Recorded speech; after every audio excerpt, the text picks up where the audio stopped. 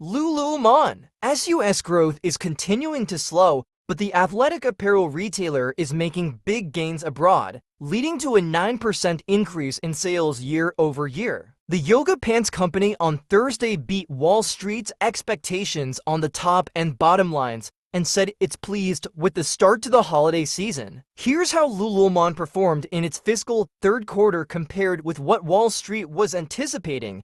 Based on a survey of analysts by LSEG, earnings per share $2.87 versus $2.69 expected. Revenue $2.40 billion versus $2.36 billion expected. Shares climbed about 8% in extended trading Thursday. The company's reported net income for the three-month period that ended October 27th was $352 million.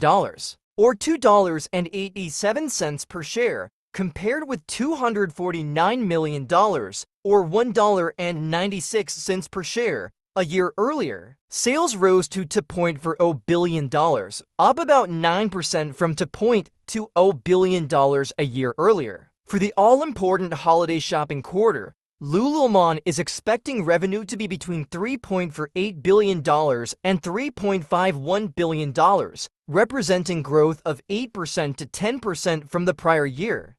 Analysts were expecting revenue of $3.50 billion, or growth of 9.1%, which is roughly in line with the midpoint of the guidance. According to LSEG, it's expecting earnings per share to be between $5.56 and $5.64, the high end of which is ahead of the $5.59 analysts had expected, according to LSEG. For the full year, Lululemon tightened its revenue guidance and raised it by just a hair.